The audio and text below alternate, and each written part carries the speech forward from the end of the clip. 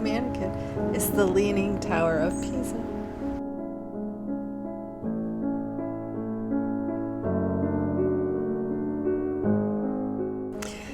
Hi everybody, welcome to the show. Today is episode 80, June Dye Project. So we're going to go over, if you remember, we're doing the Calypso Shawlette by, oh my gosh, what is it?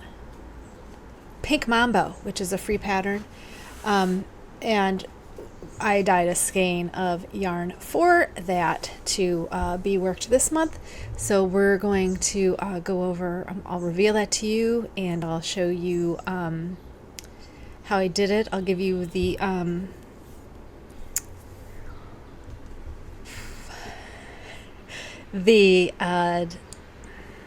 ratios of dyes that I used. And if you go to my Instagram on the post of this episode, if you flip through, I've also taken pictures of the dye process. So actually, I'll probably give you the dye ratios there too. So check the Instagram for this episode, and you'll see all the information there and pictures, right? I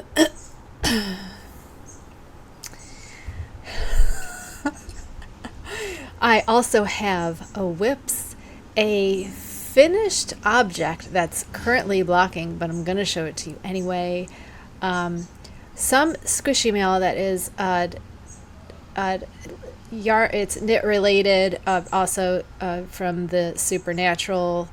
If you watched the show Supernatural, which ran for 15 seasons or whatever, if you're a fan of that, I got some stuff that is knitting related to that, and I'm just going to show you everything about it.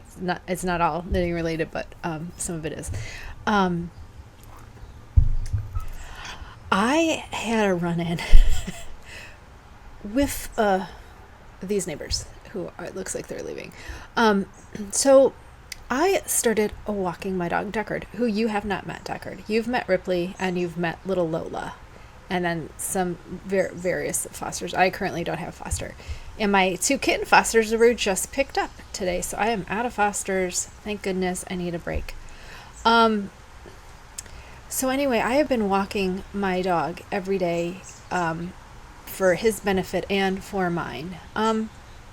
And we do a circle, and we go around a circle from our house, which means we come back around through from here up the street, and unfortunately we have to pass their street. And I do this because when I'm walking, I want to, in order to be a pedestrian on the street where I live, you have to walk against traffic. So if I'm walking against traffic, I want to put my body between my dog. So my dog always walks on my left side. Okay. So we come out, and in order to go against traffic immediately, I take a left. So that means my dog is going to be on my left side as I'm walking traffic, so I can be a buffer between him and the traffic. So that means we do a left-handed circle, which means we come back here. And yesterday, Lucy was out, the little white dog was out, and came charging at us, came barreling towards us. No one was outside. There was someone in a car right out front that did not live there. And so she took hold of the dog and was trying to get it inside. And I said, "You tell them, if this happens again, I'm calling the police." And this morning, I actually took video of their other dog running down the street. He was in our yard right here, right behind this tree.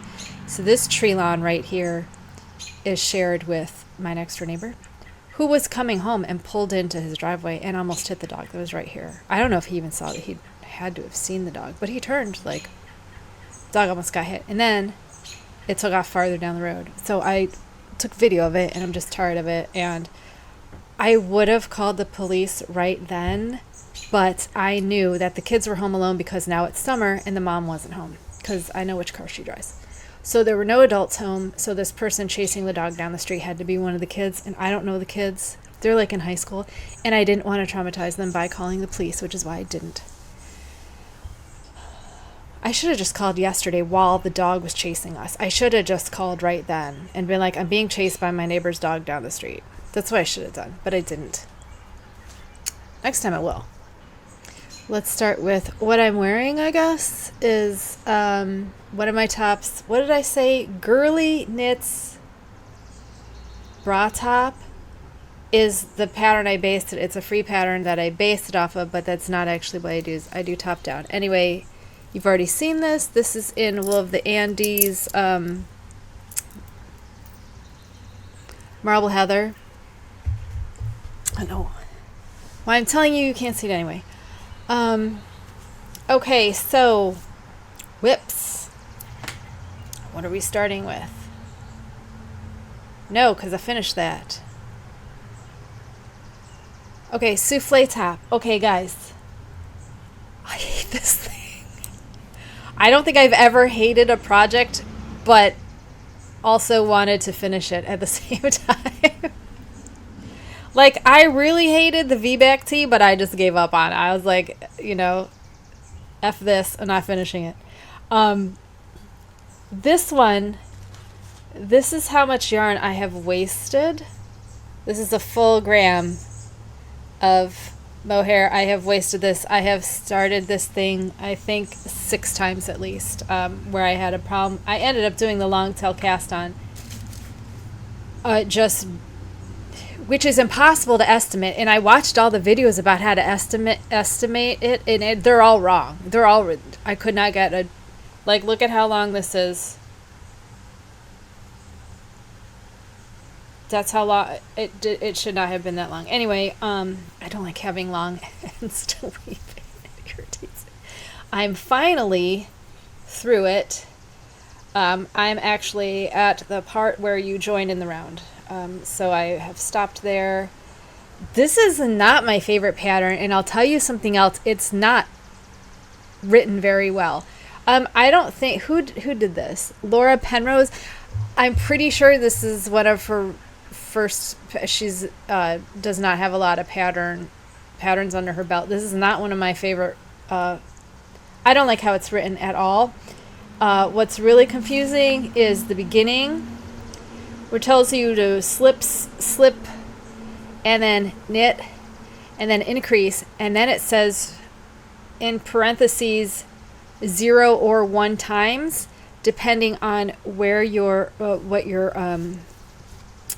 which size you're doing. However, that slip is only on the very first stitch, so it's confusing with then the knit one and the increase is the number of times you have to repeat 0 or 1 or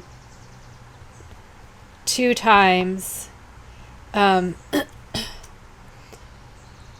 then further down, I'm reading, and they don't even, well, yeah, because we won't be slipping anymore. So it's very confusing how they worded it. And then one of them, in my size, the math did not add up for the increases, and I was very upset.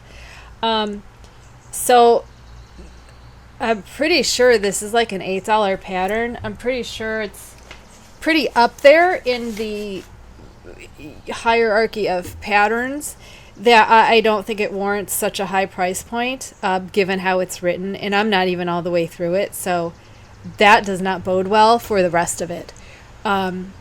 Because if I'm this far in and it's got problems, I know it's just going to get worse. But I will continue to keep you updated on that, because I don't like to recommend patterns that are convoluted, and it's very convoluted, hard to follow. Even with, I go through and I circle all my things. It's also confusing because it has centimeters and inches. There's just so many numbers on each thing, and it's very... The bolds also are... Some of the bolding is not... what's the word? when something's the same all the way through.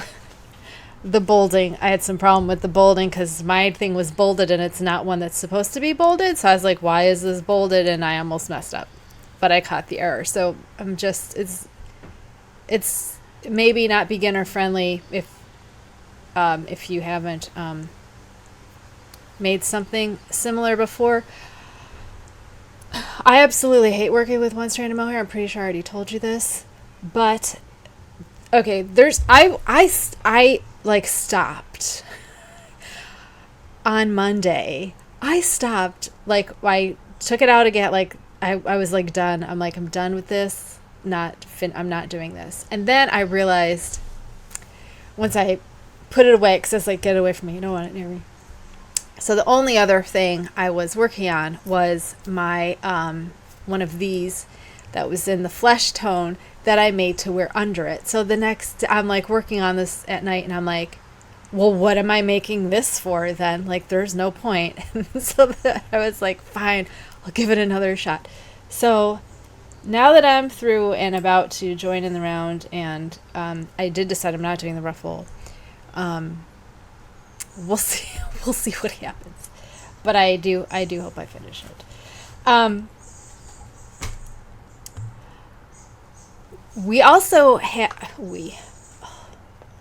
also had a plan to do that cross my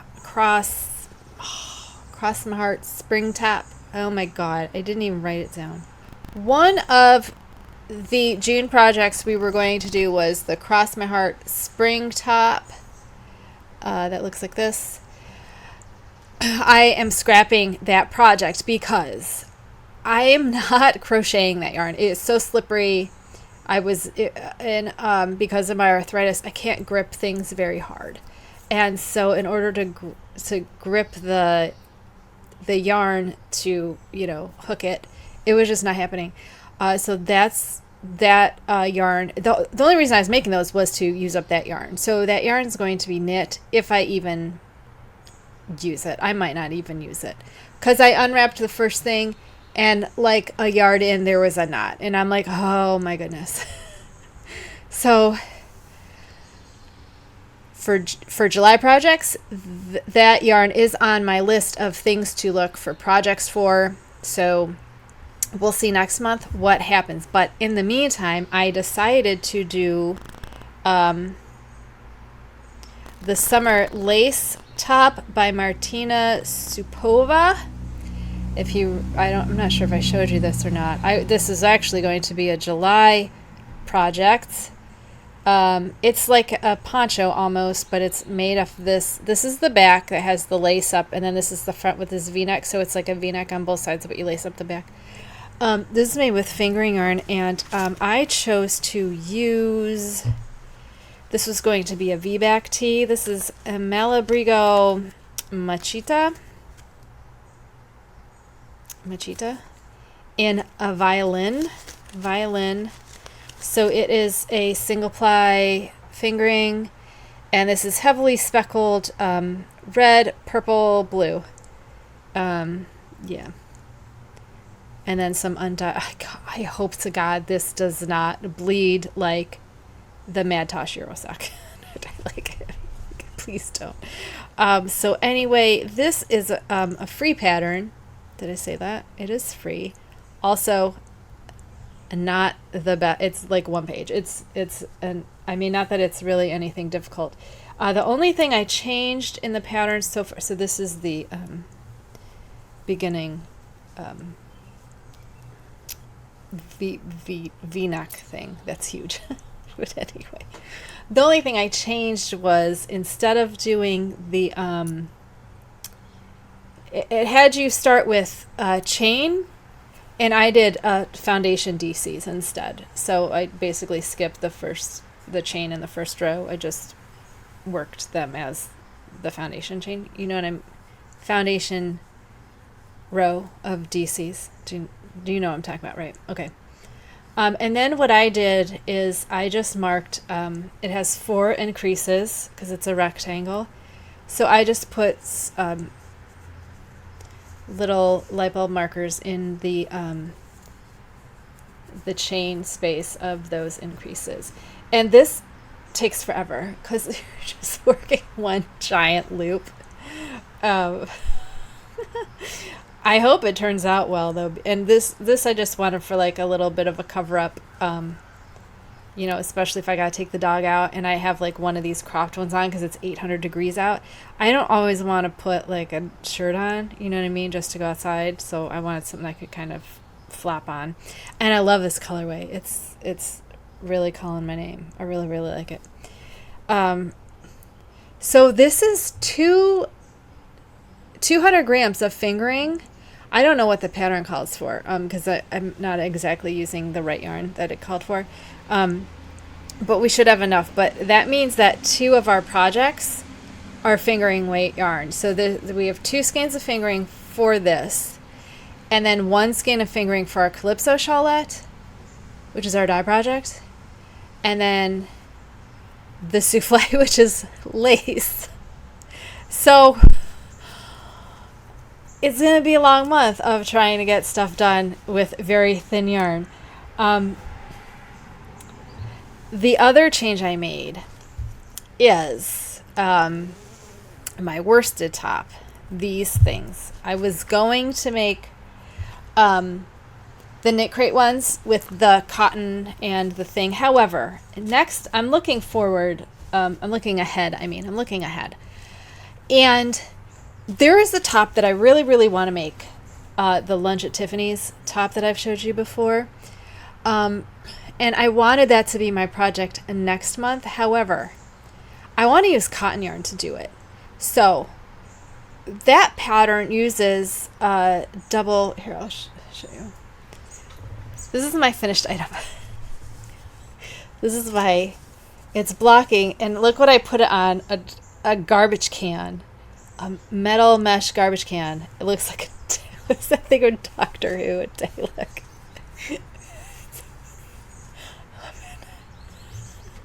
So, but I'm showing you this because this is the 2x2 ribbing, and the Lunch at Tiffany's blouse is a 2x2 ribbing.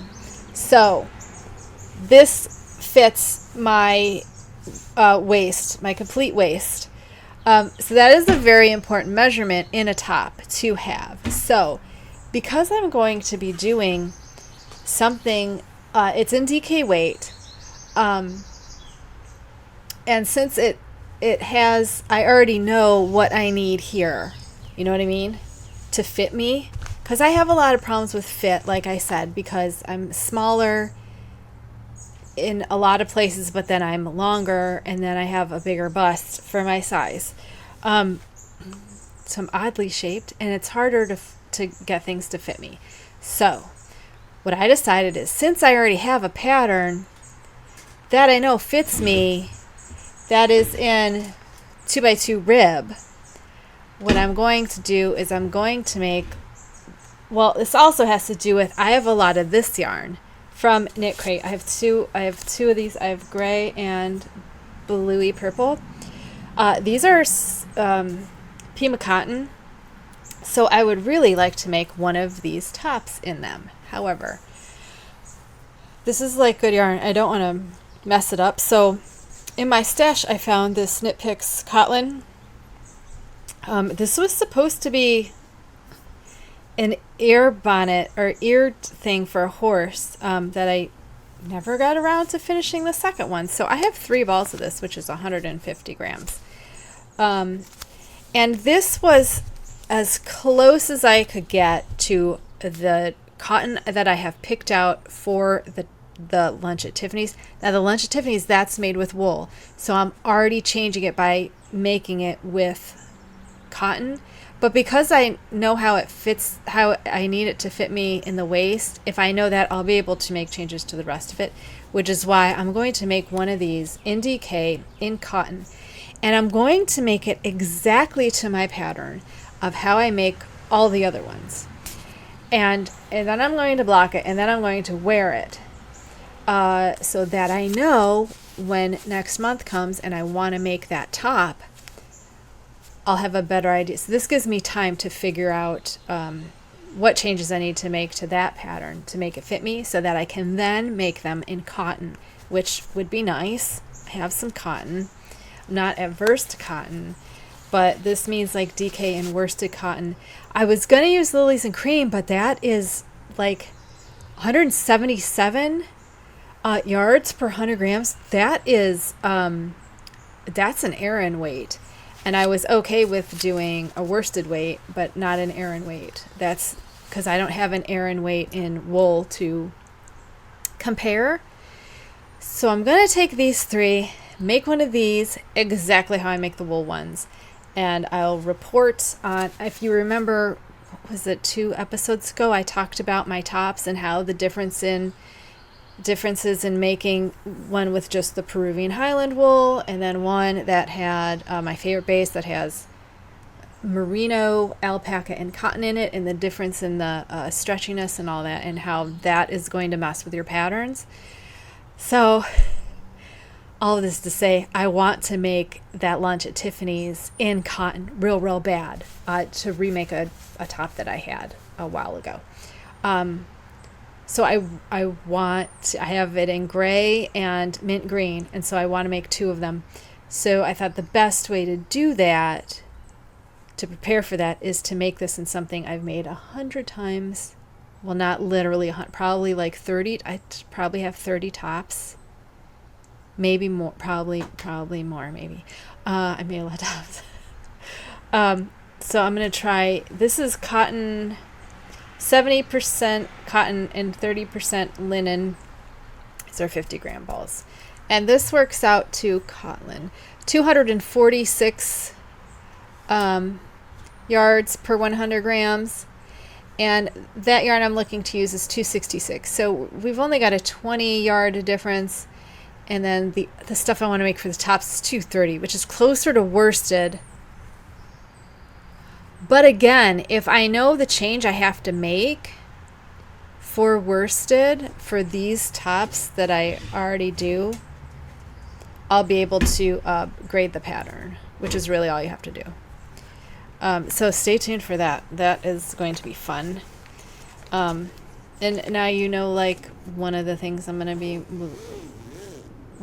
making for July. So, fine. Okay, those are my whips. Yes. We talked about. And then my finished item. I have so much fun finding stuff to block on. Like, it's the garbage can is just a little bit bigger than this, but it doesn't matter because I didn't even measure it, but it's going to my hips, which are like 30. I'll say my hips are like 35, I think. So we'll see if, I'm sure it'll be fine. I'm not worried about it. Because I know it's not, as long as it doesn't stretch out this part, this will stretch out and come back. It doesn't matter. This is Wool of the Andes worsted 3 50-gram balls, so 150 grams makes my size. The colorway is Oyster Heather, and I made this to go, and I also made a crop version to go under the souffle that we're making this month. I don't know where to put this. My giant tower. I love it so much. Okay. Oh, some squishy mail. Okay, so I got this stuff at shopstands.com.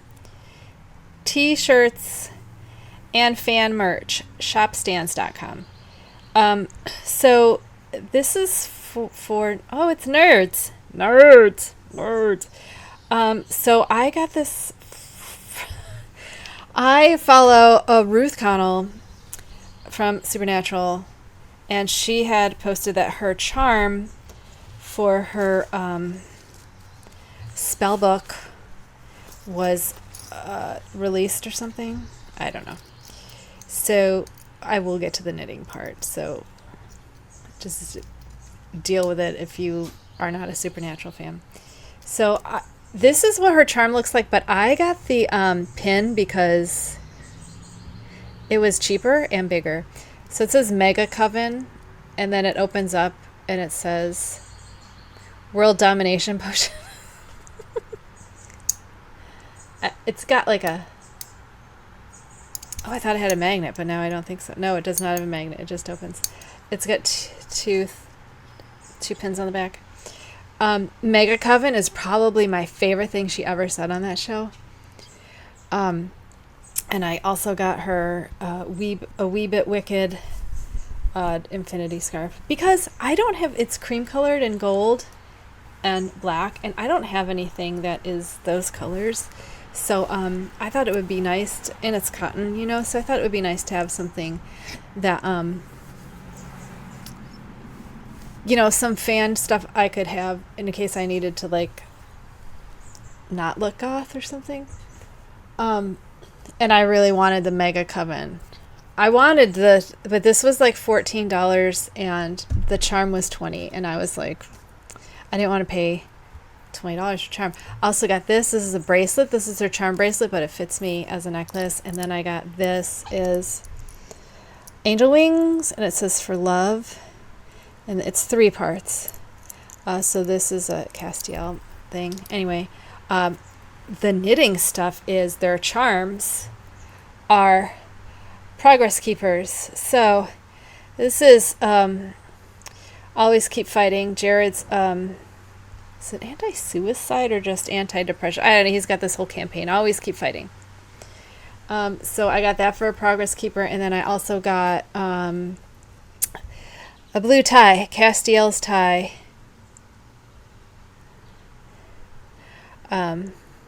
So if you're a Supernatural fan, you understand what I'm talking about. So that's what I got. Because there's not a lot of Supernatural stuff anymore, much to my dismay. And I love when I can combine Supernatural with my knitting. Absolutely love that. So, are you ready for a June dye project? I did not bring my whiteboard. I didn't. But these are very easy. So, I'm going to unveil. Here's the color. Here is our skein that I made. And the funny thing is, like, halfway through, before I put the black on it, I was like, I think I inadvertently made the bisexual pride flag colors. Especially with this blue got a little dark on me. This is magenta, cyan, and then a mix of them is purple. And then there's black all over everything. So the way I did the black was pretty fun. But I absolutely am loving this. I think this is going to look great as our thing, as our Calypso shawlettes. Very, very excited. Now this base is from Wool to Die For. It is the MCN High Twist. That is 80, 10, 10, 80% superwash merino, 10% cashmere, 10% nylon. 400 yards. It's a high twist. You know what high twist means. You got this. It's almost like bubbly. So it's like a bubble, like a two. You know, you've got a 2-ply and it's bubbly. It's over twisted. It's a high twist. Twisted together very, very tightly. Very tight twist. 2-twist. 2-ply twist. So whenever I see 2-ply or high twist, I know I'm going to get this, it looks like bubbles, almost like a bubble, bubble. It's not like a smooth yarn. It's a bumpy yarn. So let's talk about what I did here. So first thing that I did was I split the skein into thirds as best as I could, which is really hard to do. And then I dyed a third of it just magenta. So when I say I divide the skein into thirds, not just the whole skein, the actual weight of fiber. So that means I'm dyeing at 1%, but we're doing 33 0.33333% of the skein for 1%. So that means that I'm using 0.33 grams of dye for each of the 3 sections, okay? That's how we get 100%. So 1/3 of 100 is 33.33. So if we're looking at a 1% depth of shade, 1% depth of shade is 1 gram. So that's a complete total of 1 gram for the whole 100 grams. 1% is 1 gram. So in order to get 33% of that 1 gram, we have to divide it by 3, which gives you 0.33333, however many decimal points your particular weighing mechanism can hold. Mine, I think, is 5. Or it might be 4. It's 4 or 5. I think it's 3. It's 3? Oh, yeah, 3. Okay. 3 total. 1, 2, 3. Okay, so I could get 0.333 grams on my measuring on my scale. So that's 0.333 grams of magenta. That is a primary. And the cyan is also a primary. So that got 0.333 gram of the cyan. And then for the purple, that you can hardly see, my purple is really dark. My purple is not a 50-50 mixture. My purple is 25% blue and 75% magenta. Okay, so that means we have to take 0.333, because that's our third, 0.333, and you just ask Google, what is 25% of 0.333? And Google will tell you. And then I rounded for my scale. My cyan for the purple is 0.083 gram. And then you can either take 0.333, which is our full color purple, and subtract the 0.083 from it. Or you can Google what is 75% of 0.333. And then you round for your 3 decimal spaces, and the magenta this calls for is 0.248. So that gives us our 0.333 purple that we need for the purple. Can you even see how it's such a gorgeous purple? I absolutely love it. It's nice, dark, bluey purple. Nice contrast with all 3 of them. Can you see all 3 of them together? Just gorgeous. I was going to go with a cyan purple and green, but I always do green and purple. So I was like, let's throw pink in there instead. Plus pink was one less thing I had to mix, because then I would add mixed purple and mixed green, and I was like, oh, if we have to do magenta, I don't have to do anything. So I did that. Then what I did, once those were all exhausted, the pink went so fast. The pink was like, just like you dipped it in, and it just sucked right up. I like dip dyed it almost. Like I had them, portioned off with those snap bag clips. You'll see in the pictures.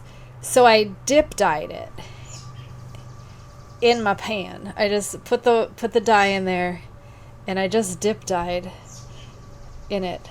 And the pink came up right away. The purple, the blue is the worst. The purple went quick, except for the blue. the purple water turns blue real quick. The blue is the worst. The blue will travel because it takes so long. And even there was full acid in that bath at that point, and it just traveled up through the pink. So I had purple up here. It traveled up into the blue, or into the purple. It made my purples bluish. So it was like ruining my purple. So then what I decided to do after, I don't even think that exhausted fully. I think I just eventually got tired of it, tired of waiting, and dumped the water. No, I think I just put black in it. So I put black in it. For black, we did 1 gram. 1 gram of black, which would give me a 1% over the whole entire thing. Because I wasn't sure what I wanted to do, but I knew I was already going to have 1 gram of color on this. I used Prochem's Wash Fast Black for this. My magenta is deep magenta from Dharma, and my cyan is Caribbean blue from Dharma Trading Company. And then the black is Prochem's Wash Fast Black Acid Dye. 1 gram. So what I did is I put 1 gram in I had to use my half pan. I think I used half pans. I used half pans. So the water was pretty low because it had already gone through blue and the purple. The pink I did on the other side by itself.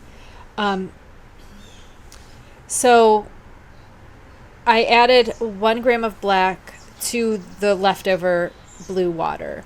And what I did is I took the joins where the 2 colors joined, and I just dipped them. I dipped it into the black dye 10 times. I went 1, 2, 3, 4, 5, 1, 2, 3, 4, 5, 1, 2, 3, 4, 5. Until I felt like it was covered. There was enough coverage that you couldn't see any of the mess up, which is hard to do when it's dry because it's going to look darker than it does. The pink and purple side really wasn't terrible, but the blues, anytime I have to use, be quiet, Lowly. Anytime I have to use blue, it really travels. It really travels a lot. And I have found that to be all of the blue colors, not just the Caribbean blue. Caribbean blue, Caribbean. I go back and forth with how I pronounce that, I guess. It's kind of like pecan and pecan. I go back and forth how I pronounce that too. So after that, after I dip dyed those 3 spots, I was like, what am I going to do? And I considered glazing the whole thing, but I was like, I don't really want to glaze. I kind of still wanted some of the brightness because it is a summer. I didn't want to lose all the contrast. I didn't want it all toned down. Some of this is, you can see there's the actual 1% right here, even within, the darker spots from where the black hit it. Same with the cyan. You can see the bits that are not at all touched by the black. The purple was so dark anyway that I tried not to get too much black on it, to be honest, because it was really dark already. The thing about the purple, which I know I've said this before, is that the colors pick up at a different rate. So the pink picks up first, and then the blue picks up. So there's a lot of variation in the tone of the purple. Because the pink soaks up immediately. Immediately. I love this pink because I never have trouble with it exhausting. It sucks up immediately. Sometimes it's hard to get full coverage, or the coverage is really total because it just is so quick. Oh, see, here you go. This is the side of the pink where the blue was, and see how this purple got all the way up into it? So that's how far the blue came up through where the purple was, or where the pink was, and turned it purple. So that's sometimes I had high heat, high acid. I was trying to get, because I know that blue doesn't like to strike fast. Or the cyan doesn't like to strike fast. So then after that, I was going to go with the glaze, and then I decided not to glaze because, like I said, I did want that original color to come through and still be bright, because I'm calling this a summertime colorway. For goths, it is, so this is just how it is. It still is really bright. It still is really bright, especially the pink and the blue is really, really bright to me. So what I did was something I've never done before. I couldn't figure out how to get black on this without turning everything darker, because I didn't want a dark, like I said, I wanted to keep some, I keep repeating myself.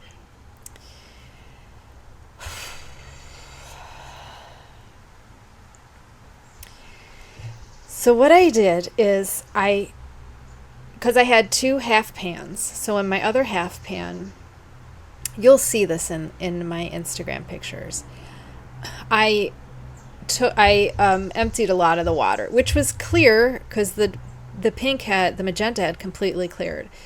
So I took some of that water out and I arranged this in the pan as best I could. I kind of folded it like this and put it in the pan like this, and then it was just hanging there, like sitting in there like this. You'll see pictures. And then I decided, okay, let's put it in a circle. So I laid it in a circle and just scrunched it all up like this in a circle. And what I did then was I took the black and I used a ladle and I ladled it in the middle. So I made like a reservoir, like when you're playing with like when you're a kid and you're playing with stuff. I'm trying to think of what I would have been playing with. But you make like a barrier with the yarn, and then I put the black. I ladled a few ladlefuls of the black, 1% black, in the middle of it, and then I squished the yarn around it like a reservoir, so it made like a little lake of black dye. And I would pull one side closer to, and then because that forced the dye water through the yarn, and since there was already acid in the water, acid in the yarn, I knew that those dye molecules would get sucked up and the water would come through given enough time. It's not like I did it real quickly.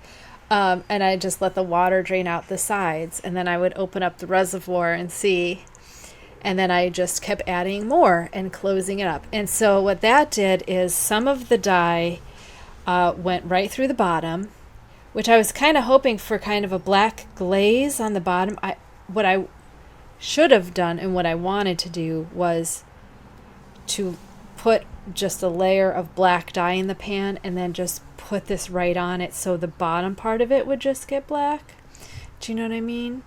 But it's hard to do when you only have one skein. It's so much harder. Like, that would be easier if I had like 4 skeins to go in my catering pan, and they would all fit up. But it's harder when you only have one skein to do stuff like that. So sometimes the dye water would spill over the side, so then I'd get a trickle of black that way. Like, I was not very careful with it. I was just like, let's see what happens. So please do go to Instagram and look at those pictures, because I think you'll get a better understanding of exactly what I did. I also did take some of the 1% dye water in a syringe and kind of like just sprayed a little bit where I, to tone down some of the colors, because it was still really bright on top. So I just did, so I sometimes, some places I put the syringe in and made like little pockets of black, and then other times I just drizzled the black on top. But do be aware that when your yarn is wet, it's going to be darker than when it's dry. So if you already, that's why I really recommend that you make dye swatches of your colors, because then you'll have a better understanding of what color you can get. And if you see your 1%, I do all of my swatches in a 1%. So I mean, my color swatches, I actually, when I get a new color, I swatch it from 0.1% to 5%. I do a few, I do like 5, I think. I do 0.1, 2.5, 1, 1.5, 2, 3, 4, 5. So I make like 5 or 6 swatches of a color, so I could, because I don't ever really dye over 5%. A lot of them are just too dark. That's how I get full coverage black. I need 5%. So I just don't go above 5%. I don't think yarn can hold much more. Certainly depending on the color. But my yarn will take 5% black, even at an overdye. So even when there's already dye in it, commercial or indie. I've overdyed both jet black, and a lot of times I do have to go to 5%. But I did read somewhere that yarn couldn't hold more than 5% dye, which is not true because I've done it. It can certainly take more than 5% black, I'll tell you that. Because my black rinse is clear. It's weird. Anyway, that's all I did here. That's it. I didn't have the whiteboard, but if you go to Instagram, I'll have everything written out in that post of all the ratios. You already know how to do this. If you've watched my dye projects, I've clearly stated how I dye stuff all the time. I did use my cooker, I don't ever know what to call the thing. It's not a warmer, it's a cooker. It's the higher one, and I'll tell you what, I don't know if you can even use a warmer because the warmers don't go up as high. In my cooker, at full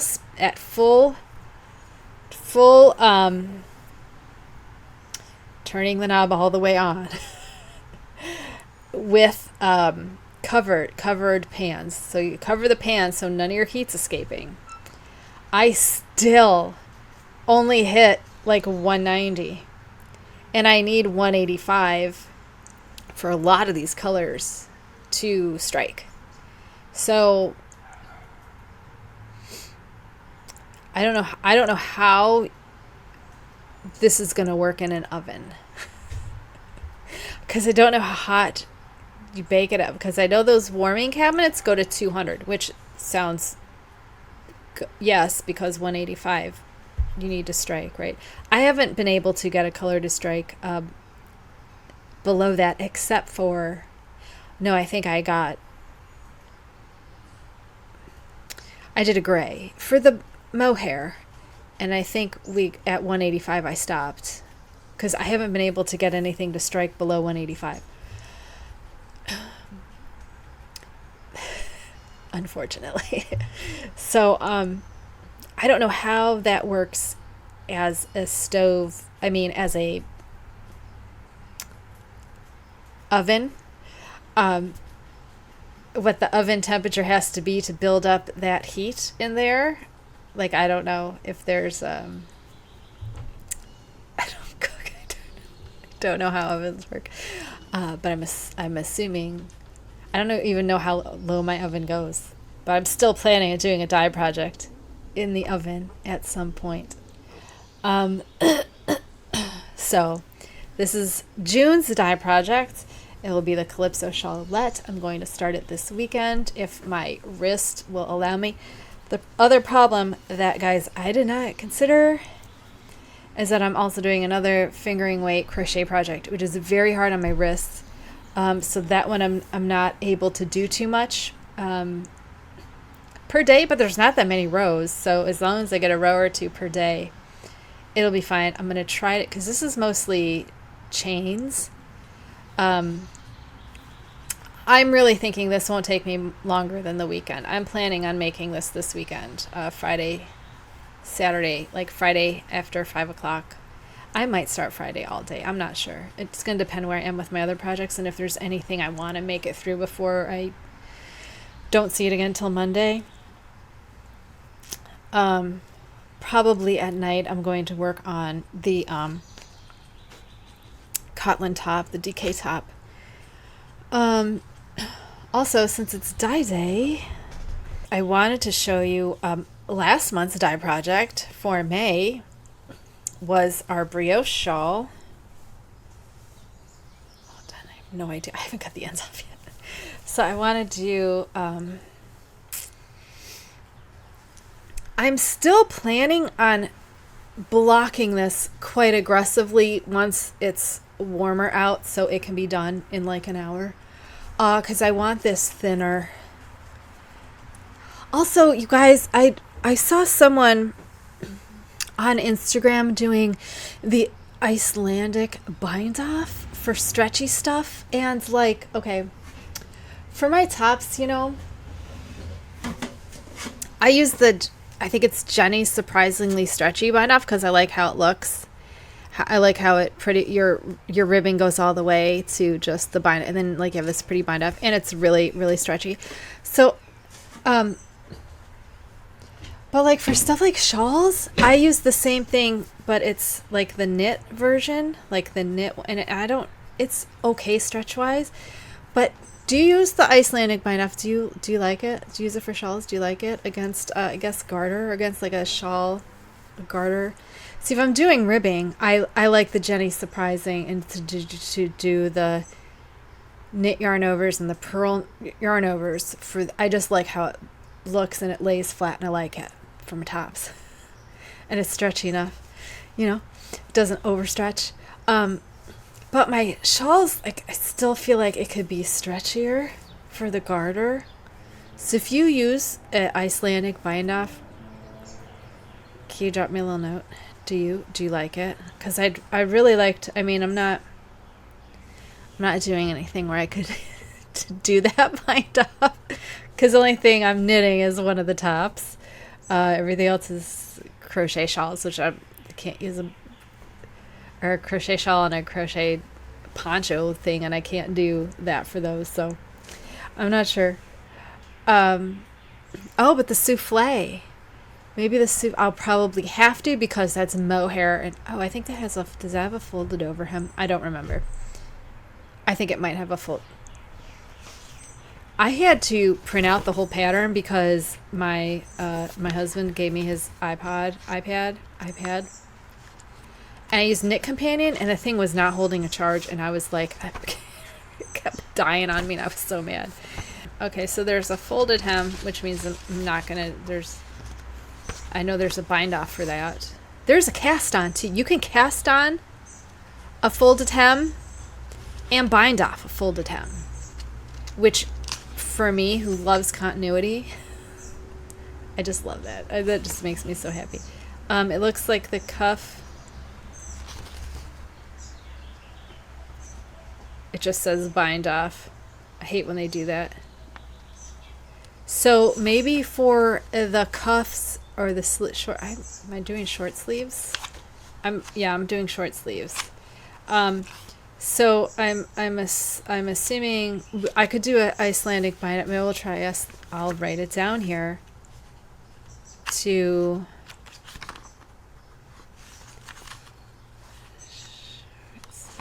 Okay, I'll write Icelandic. I think that's what it's called. Icelandic bind off. So I'll be able to try that and see what we think, because especially I'd like that cuff to be, or sleeve cuff to be stretchy. I don't like to feel, tight at the sleeves. Don't like that. So yeah, do you have anything else to tell you? Oh, what are we looking at next week? So, no questions about the dye project. It's pretty simple. I think I've done those colors before.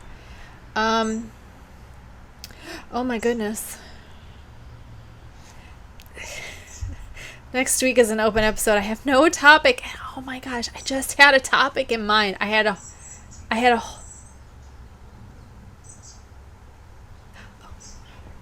know what we're going to talk about. Should it be a surprise? Because I haven't totally I haven't really. Okay, I'll tell you what I'm thinking. So, June dye project. I'm thinking of going through all my bags and talking to you about my knitting bags and why I like them and which ones I like. And would you like that? Would you like bags? Would you like a review of all my bags? That means I'll talk to you about the ones I also don't like and why I don't like them. Why they're not my favorite. Maybe some different topic. I don't know. Maybe by next week I'll have something completely different that I'll want to talk about. Who knows? Who knows? I don't know. Who knows what's going on in this noggin? Nobody knows.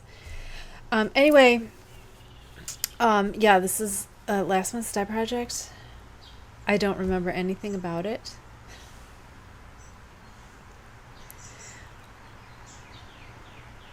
Was it 25%?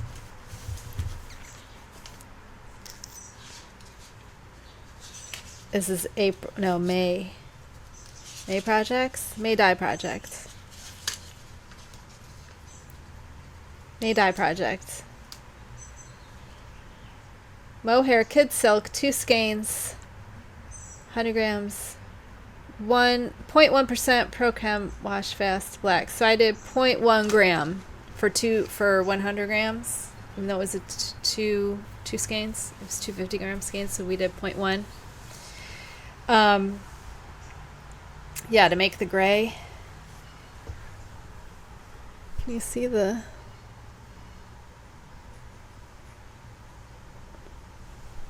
Anyway, yeah, I'm gonna reblock this so it's... I'd like it to be thinner and just bigger.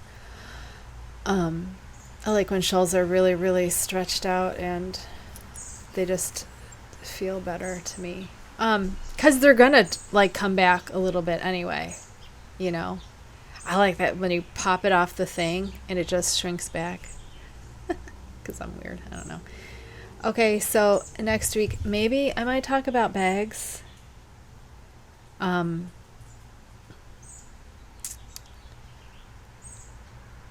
If you have a different suggestion, please comment. If you feel safe commenting,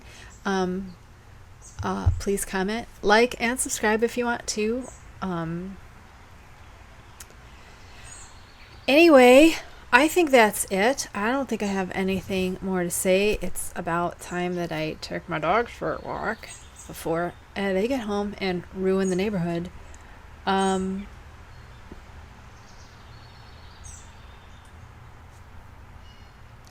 That's all I got. So, take care of yourselves. I'll see you next time. Goodbye.